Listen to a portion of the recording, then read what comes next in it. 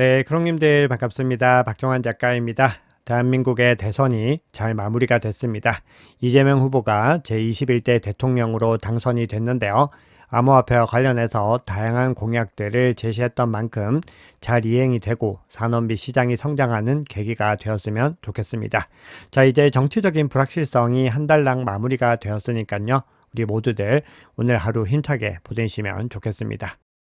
네, 그러면 본격적으로 시작해 보겠습니다. 오늘 영상이 도움이 되셨다면 구독, 좋아요, 댓글, 알림 설정 정중히 부탁드리겠습니다. 네, 먼저 뉴욕 증시 상황부터 한번 살펴보겠습니다. 지금 비트코인 가격이 계속해서 좀 지지부진한 움직임을 이어가고 있는데요. 뉴욕 증시 3대 주가 지수는 모두 상승으로 마감을 했습니다.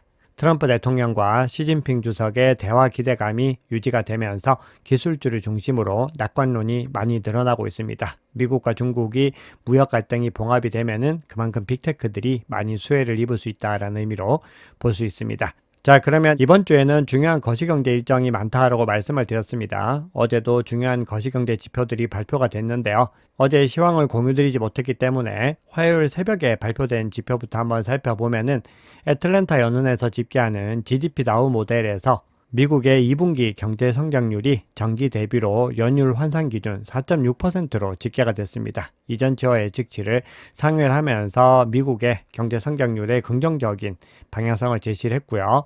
어제 밤에 발표된 지표 중에서는 미국 노동부에서 집계하는 졸트 보고서가 가장 중요한데요. 7,390만 건으로 이전치와 예측치를 역시나 모두 다 상회를 하면서 전반적으로 경기와 관련해서는 불안감이 좀 해소되는 국면들을 보였습니다. 자, 그럼에도요, 연준 인사들은 부정적인 발언들을 이어가고 있는데요. 대표적인 비둘기파인 오스탄 굴스비 미국 시카고 연은 총재도 트럼프의 관세 정책이 결국은 미국의 경제를 스태그플레이션 같은 상황으로 몰아갈 수 있다. 또 이렇게 이야기를 했습니다.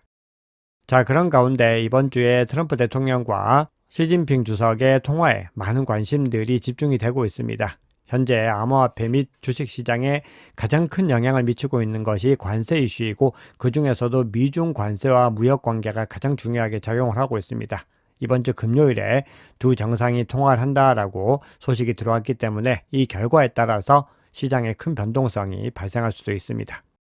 자, 그러면 한국 상황도 한번 살펴보겠습니다. 서두에서 말씀드렸듯이 이재명 대통령이 당선이 되었고요. 블룸버그를 비롯한 여러 매체에서는 이미 대선이 결과가 나오기 전부터 누가 이기든 가상자산이 승자이다 이렇게 이야기를 하면서 두 후보가 모두 다 암호화폐의 우호적인 방향성을 제시했다 이렇게 언급을 했었는데요. 특히 이재명 대통령 같은 경우는 암호화폐 ETF와 STO 그리고 스테이블 코인 활성화와 관련된 부분들에 많은 집중을 했습니다. 자, 그런데 이 방향성이 근본적으로 시행이 되기 위해서는 결국은 법제화가 중요합니다. 그래서 시장에서는 법제화의 속도전을 내야 된다. 이런 이야기들이 나오고 있고요. 그리고 은행권에서 새 정부에 가상자산 사업 진출 허용을 요청하기로 했다라는 소식이 전해졌습니다. 은행연합회가 은행권 주요 건의사항 초안을 마련했고 현재 실명 확인 입출금 계정을 발급하는 등 건전한 가상자산 시장을 조성하는 데 기여하고 있지만 금융업법상 은행 업무 범위에 가상자산이 없다는 점을 지적하면서 더 확장하는 것들을 제안하고 있습니다. 그만큼 시장이 더 건전하게 성장할 수 있는 계기가 될 수 있습니다.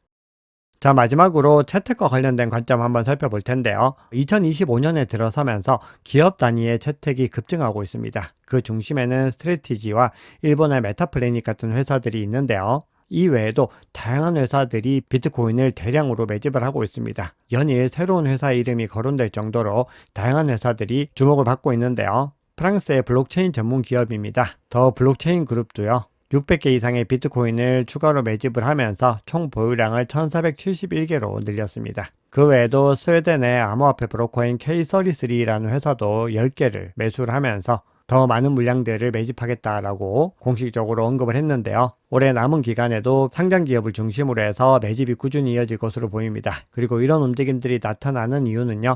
비트코인을 비롯해서 암호화폐를 재무제표에 추가한 회사들의 주가에 반영되는 성과들도 폭발적으로 나오고 있기 때문에 그렇습니다. 네, 그러면 온체인 지표 통해서 시장의 상황 조금 더 깊이 있게 살펴보겠습니다. 현재 온체인 데이터의 결과와 그에 대한 해석들은 다소 엇갈리고 있습니다. 꾸준한 축적이 이어지고 있지만 그만큼 차익 실현도 동반되고 있기 때문에 그렇습니다. 현재 비트코인은 온체인 시그널 상으로도 중요한 분기점에 있기 때문에 우리가 지금부터는 더 집중해서 시장을 지켜보셔야 됩니다. 자, 첫 번째로 살펴볼 지표는 비트코인의 거래소 순유입과 유출 흐름인데요. 올해 3월 10일을 기점으로 해서 평균 순 흐름이 계속해서 감소 추세를 보이고 있는데요. 자, 이게 어떤 의미냐 하면은 매도 목적으로 거래소에 입금한 비트코인에서 매수로 간주할 수 있는 거래소에서 인출한 비트코인을 뺀 수치입니다. 그러니까 마이너스 영역으로 이동할수록 이렇게 녹색이 표시가 되고 더 우호적인 흐름으로 볼 수가 있는 겁니다. 자, 그래서 지금 현재 시점에서는 대략적으로 거래소로 입금되는 것보다 인출되는 양이 매일마다 3,600개 정도가 더 나오고 있는 것을 볼 수 있습니다. 강세 신호로 볼 수 있는데요. 작년 말에 전고점을 찍었던 그 구간에서는 5,600개였고요. 이번 대세 상승장이 시작되고 나서 가장 높았던 수치는 2022년 12월에 대세 상승장이 이제 시작이 되는, 즉 이번 주기의 사이클이 시작이 되는 그 시점에 12,000개가 최고였습니다. 그만큼 아직까지는 가야 될 길이 멀다라는 시그널로 볼 수가 있는데요. 이번에는 비트코인과 스테이블코인의 수요를 비교를 한번 해보겠습니다. 이 두 개의 수요를 비교를 했을 때 가격이 급등했던 구간은 비트코인 수요가 녹색으로 표시가 되면서 월등하게 많이 나오는 구간들이었습니다. 그리고 스테이블코인의 수요가 늘어나는 구간들은 다소 시장이 차분해지는 구간으로 볼 수가 있는데요. 그만큼 스테이블코인의 수요가 더 늘어나는 구간은 일시적으로 스테이블코인으로 자금을 옮겨 놓는다는 의미이기 때문에 응축의 과정이 이어지고 있다고 볼 수 있습니다. 그리고 현재 시점이 바로 그런 시점이라고 볼 수 있습니다. 이렇게 응축이 이어지고 나면은 다시 비트코인으로 수요가 몰리는 구간으로 진입을 하기 때문에 이 구간에서 어디까지 얼마나 강력하게 응축을 이어가고 다시 비트코인으로 수요가 돌아오게 될지를 지켜보셔야 됩니다. 자, 이번에는 고래들의 움직임 한번 살펴볼 텐데요. 고래의 움직임과 관련해서는 글래스노드 집계를 통해서 10,000개 이상 보유한 고래들은 매도세로 전환한 시그널에 대해서 말씀을 드린 바가 있습니다. 자, 그런데 센티멘트 집계에서 그 하단으로 10개에서 10,000개를 보유하고 있는 이 고래들의 움직임 한번 살펴보면은 지난 한 주 동안에 79,000개 이상의 비트코인을 매집한 것을 볼 수 있습니다. 그만큼 아직까지는 고래들의 꾸준한 축적들이 이어지고 있다는 것을 객관적인 지표를 통해서 확인할 수 있는데요. 같은 센티멘트에서 그런데 자료를 통해서 또 제시하고 있는 의견이 있는데, 비트코인 가격이 상승하는 구간에서 고래 거래량도 크게 급등하는 것을 볼 수가 있는데, 이렇게 시장이 정점기에서 고래 거래량이 높은 것은 분산 투자나 영리한 투자자들의 이익 실현, 즉 차익 실현을 볼 수 있다라고 언급을 하고 있습니다. 그렇기 때문에 이 이후에 가격이 크게 조정받는 국면들을 확인할 수 있는데요. 그만큼 현재 시점은 축적이 이어지고 있으면서도 또 다른 주체들은 차익 실현도 왕성하게 하고 있다고 볼 수가 있는데, 그 증거들을 또 여러 지표들을 통해서 확인할 수 있습니다. 최근에 공개된 글래스노드의 보고서를 한번 살펴보면은 여러 지표상에서 차익 실현 물량들이 나오는 걸 볼 수 있는데요. 오늘 시황에서 공유드리는 지표는 변동성 조정 실현 순손익 지표인데요. 한번 살펴보면은 지금 실현 순손익이 증가하는 걸 볼 수 있습니다. 즉 이익을 보면서 수익을 실현하는 물량들이 많이 나오고 있다는 것입니다. 그리고 이렇게 비트코인이 최고점을 경신하고 가격이 많이 상승하는 구간에서 이익 실현 활동이 나오는 것은 굉장히 자연스러운데요. 우리가 이렇게 이익 실현이 나오는 것은 자연스러운 활동이지만 이 수준이 어느 정도인지를 판별하는 것이 중요한데, 작년에 2번의 고점을 찍었던 구간들과 비교를 해봤을 때 많이 낮은 수준을 유지하고 있는 것을 볼 수 있고, 2021년도에 대세 상승장 정점을 찍었던 구간이나 2017년도 이런 구간들과 대비를 했을 때는 월등하게 낮습니다. 그리고 그런 구간들에서 가격이 상승하는 구간들을 한번 살펴보면은 이 차익 실현이 계속해서 크게 나타나면서 상승하는 것을 볼 수 있습니다. 그만큼 아직까지는 대세 상승장 정점으로 가기까지는 더 시간이 필요하다라는 쪽이 더 합리적인 해석으로 볼 수가 있는데요. 반면에 시장에서 악재 시그널들도 꾸준히 등장하고 있습니다. 이 지표는 스테이블코인의 거래소 유출과 관련된 지표인데요. 바이낸스 거래소에서 5월 말을 기점으로 해서 스테이블코인이 대량으로 유출된 정황들도 나타나고 있습니다. 5월 말을 기점으로 대략 10억 달러 정도를 기록하고 있다라고 크립토 퀀트 자료를 참고로 해서 코인텔레그래프가 보도를 했는데요. 이런 시그널이 나오는 부분들은 투자자들이 위험에 대비하려고 하는 움직임으로 해석할 수 있습니다. 즉 정리를 한번 해보자면은 거래소에서 비트코인을 비롯한 알트코인 자산들이 유출이 될 때는 장기 보유를 목적으로 한다라는 점에서 긍정적인 시그널로 보지만 스테이블 코인이 거래소에서 유출된다라고 하는 것은 일반적으로는 긍정적이지 못한 시그널로 해석을 합니다. 네, 그러면 주요 온체인 지표 두 가지 정도만 더 살펴보면서 시장의 큰 사이클을 마지막으로 한번 확인해 볼 텐데요. 이번에 살펴볼 지표는 비트코인의 실현 시가총액 임펄스 지표입니다. 자, 이 지표상으로 봤을 때 현재 중요한 지지 구간 상단에 위치를 하면서 강세장이 계속해서 유지가 되고 있는 것을 확인할 수 있습니다. 이 부분은 단기와 장기 전망에서 모두 다 공통적으로 적용이 되고 있는데요. 대세 상승장 정점을 찍었던 구간에서는 이 빨간색 구간을 터치를 하거나 그 상단으로 올라갔습니다. 그런데 이번 주에서는 빨간색까지 가지 못하고 이 노란 선에서 마무리한 것을 볼 수 있습니다. 그나마도 작년 말에 전고점을 갱신했던 구간에서는 노란색까지도 도달하지 못했고 현재 최근에 최고점을 경신했던 구간은 이 구간들 정도까지밖에 아직까지 가지 못한 것을 볼 수 있습니다. 그만큼 주요 사이클 지표상으로는 아직까지 가야 될 길이 많이 남아있는 것을 볼 수 있고 중요한 지지 구간을 잘 지켜내고 있는 것을 볼 수 있습니다. 자, 그러면 가격이 어디까지 상승할 수 있을까? 이 부분들에 대해서는 중요한 지표들도 계속해서 가격과 함께 상승을 하고 있기 때문에 정확한 산출을 하는 것은 어렵지만 현재 시점을 기준으로 했을 때 단기 보유자의 비용 기준으로 환산을 했을 때 이 단기 보유자 비용 기준의 1표준 편차와 0.5 표준 편차 대역을 가지고서 가격을 해석해 보면은 기본적으로 그 구간들을 터치하고 조정을 받는 경우들이 많이 있었는데요.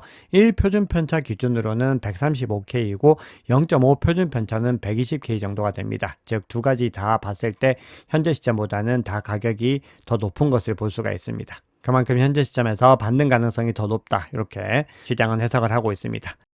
자, 그러면 시장의 중요한 이슈들 한번 살펴보겠습니다. 비트코인이 신고가를 갱신했던 중요한 요인이 지니어스 법안, 즉 스테이블 코인 법안이 상원에서 통과될 가능성에 대한 부분들이었습니다. 자, 그런데 이 법안이 현재 상원에서 진행 중인데 법안 초안에서 60개 이상의 수정안이 제시가 되었고 현재 상원의 공화당과 민주당이 목록을 축소하는 과정에 있습니다. 그리고 둘 사이에 초당적인 합의가 이루어질 경우에 상원 본회의에 이번 주에도 상정이 될 가능성이 있다. 이런 전망이 나오고 있습니다. 그래서 만약에 본회의를 통과하게 됐을 때는 또 가격이 크게 상승할 수 있는 트리거가 될 수 있습니다. 자, 그런데 합의가 지연될 경우에는 기존 절차에 따라서 최종 통과가 다음 주로 미뤄질 가능성을 더 높게 시장은 보고 있습니다. 자, 그리고 무디스가 RWA 펀드 운용 자산이 57억 달러가 돌파했다. 이렇게 보고서를 냈습니다. 한화로는 7조 8천억 원 정도가 되는 금액입니다. 그만큼 RWA 시장이 크게 성장하고 있다는 의미이기 때문에 결국은 이 흐름들은 암호화폐 시장의 큰 성장으로 연결이 될 수 있습니다. 자, 그리고 리플과 관련해서 중요한 이슈 중에서 리플이 서클을 인수할 수 있다. 이런 소식들이 전해졌었는데 브래드 갈링하우스 CEO가 본인들은 서클 인수를 추진한 적이 없다라고 공식적으로 밝혔습니다. 네, 다음으로는 트럼프 대통령 일가와 관련된 소식을 한번 살펴볼 텐데요. 트럼프 대통령이 운영하고 있는 이 트루소셜이 비트코인 ETF 상장 및 거래 허용 서류를 제출했습니다. 그리고 트럼프 대통령의 공식 암호화폐 월렛이 웹사이트를 통해서 대기자 등록을 시작했다라고 우 블록체인에서 소식을 전했고 비트코인 매거진과 코인텔레그래프 같은 외신에서도 대대적으로 이 소식을 전했습니다. 현재 트럼프 대통령 일가들이 암호화폐와 관련된 사업을 굉장히 공격적으로 추진하고 있는 것을 확인할 수 있습니다. 다만 이 소식은 아직까지는 진위 여부가 조금 더 확인이 필요하다. 이런 언급이 있었습니다. 네, 그러면 CBD 지표와 코인베이스 프리미엄 지표 한번 살펴보겠습니다. 자, 먼저 CBD 지표 한번 살펴보면은 파이어 차트 상으로는 매도벽에 변화가 없었고요.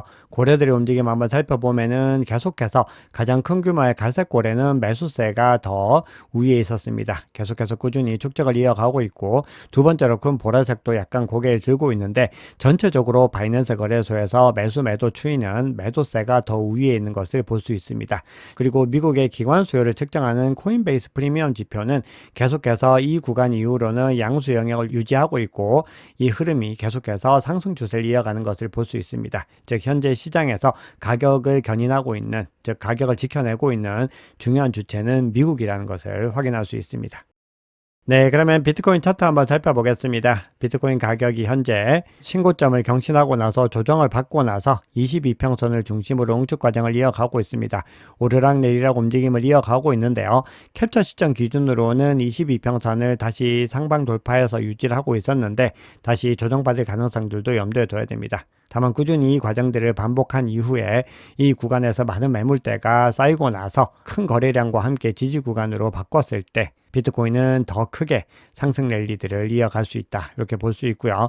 현재 중요한 저항 구간과 22평선 사이를 경계로 가격이 사실상 횡보에 가까운 움직임을 보이고 있습니다. 그래서 첫 번째 중요한 미션은 22평선을 상방 돌파해서 이 구간을 지지 구간으로 바꾸고 반등해야 된다는 부분들이고요. 만약에 이 구간을 지켜내지 못하고 더 추가적인 하락을 하게 됐을 경우에는 기본적으로 104K의 중요한 지지 구간이 위치를 하고요. 그리고 심리적인 지지 구간인 100K 상단을 지켜내는 것이 중요합니다. 이 구간까지 뚫리게 됐을 때는 52평선까지를 가장 중요한 마지노선으로 봐야 됩니다. 현재 107.5K의 숏포지션이 강하게 밀집이 되어 있는데요. 이 구간을 청산하고 상승하게 될지 이 부분들도 지켜봐야 됩니다. 그런데 현재 이런 움직임들을 촉발시키기 위해서는 중요한 소스가 필요한데 이번 주 트럼프 대통령과 시진핑 주석의 전화통화에 단서가 있지 않을까 그렇게 시장은 주목을 하고 있습니다. 네, 매물대 구성으로 살펴봤을 때도요. 앞서 말씀드렸던 104K의 가격 바로 하단으로는 매물대가 두텁게 형성된 것을 볼 수 있습니다. 다음으로 두터운 구간은요. 100K를 경계로 해서 형성이 되어 있습니다. 네, 오늘 준비한 얘기는 여기까지입니다. 여러분 오늘 영상이 도움이 되셨다면 구독, 좋아요, 댓글, 알림 설정 정중히 부탁드리겠습니다. 지금까지 박 작가였습니다.